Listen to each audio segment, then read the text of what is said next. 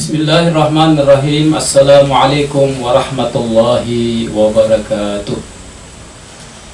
Alhamdulillahi rabbil alamin, alladzi kataballahu lana as-siyam fi syahri Ramadan.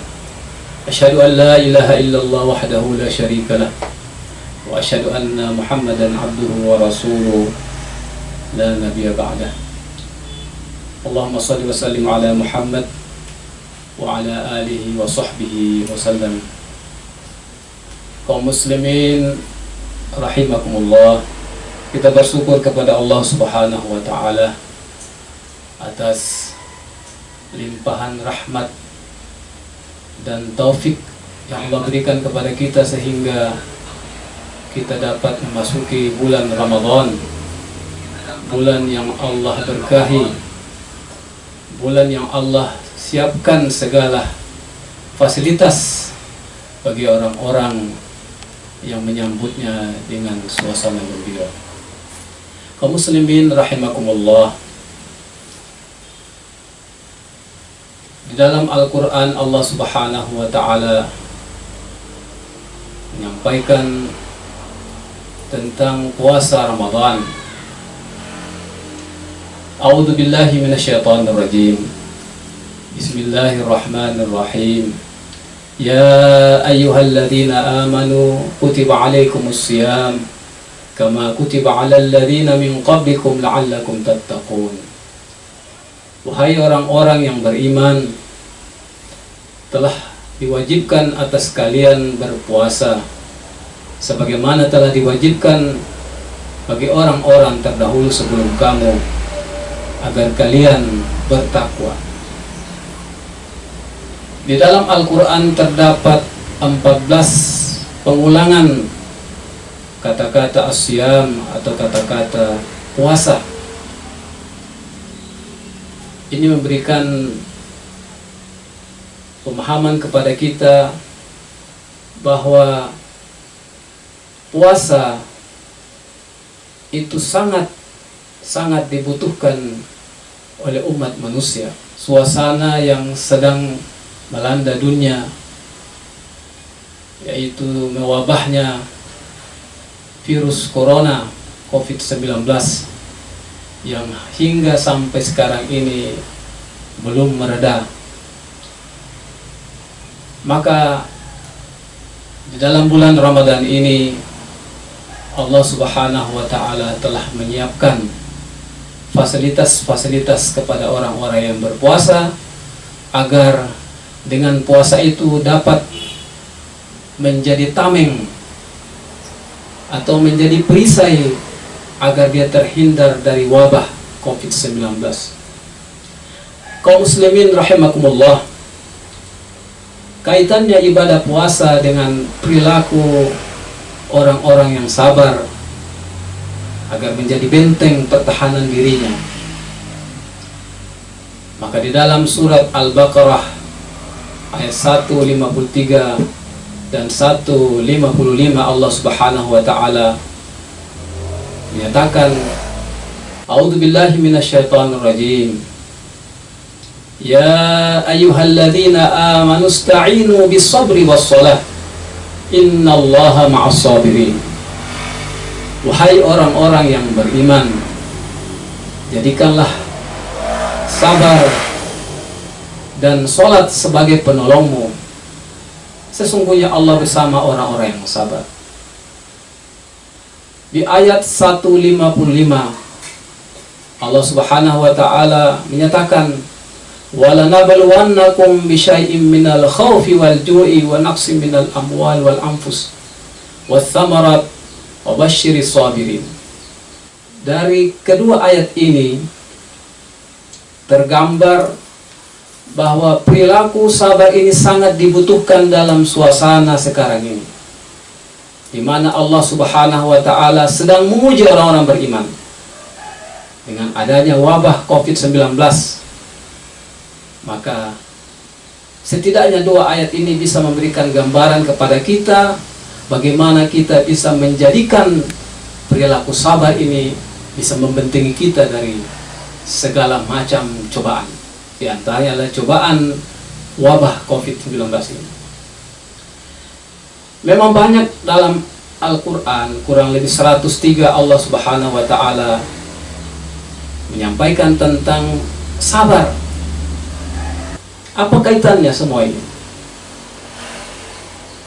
Maka kita akan hubungkan antara ibadah saum, ibadah puasa dengan perilaku sabar.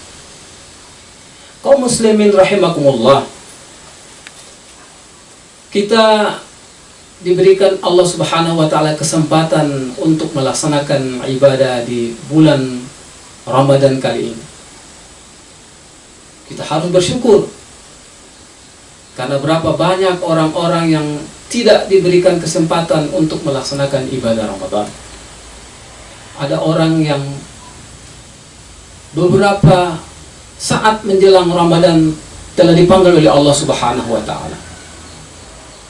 Ada juga orang yang masih terbaring atau sedang terbaring sakit dan tidak dapat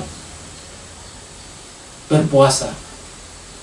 Ada juga orang yang Allah berikan kesehatan,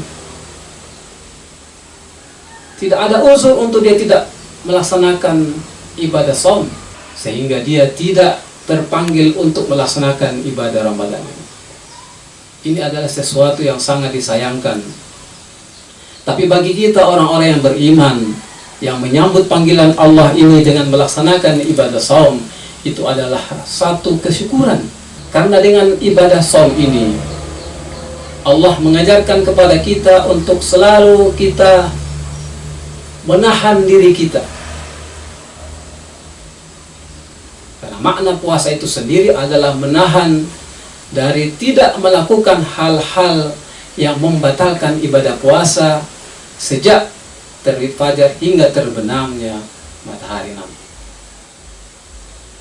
Kaitannya dengan sabar adalah sabar juga bermakna adalah kita menahan diri, baik itu menahan untuk kita tidak melakukan hal-hal yang buruk, durhaka kepada Allah Subhanahu wa Ta'ala, dan kita juga bersabar dalam ketaatan kepada Allah Subhanahu wa Ta'ala. Bukankah orang yang berpuasa itu adalah orang yang sedang menahan untuk tidak melakukan hal-hal yang di luar Ramadan itu adalah halal, seperti makan minum. Itu di luar Ramadan itu adalah sesuatu yang halal.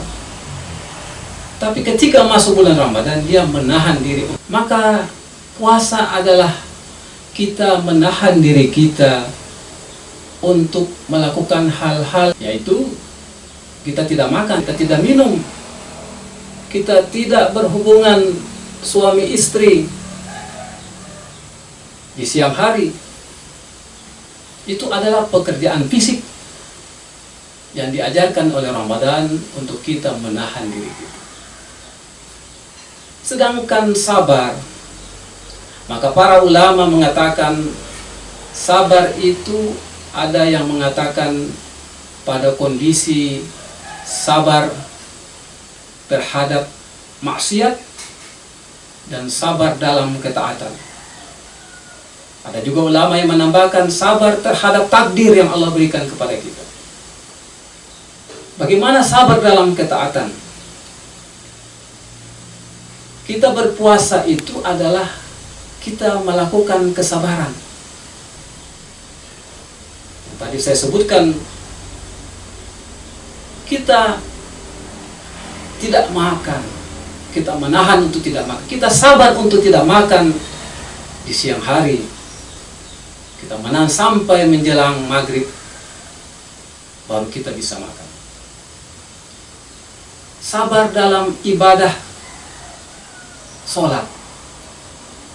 Ya, ketika kita sholat, orang lain mungkin sibuk dengan urusan duniawinya, tapi seorang yang beriman, dia tahu bahwa dia sedang melakukan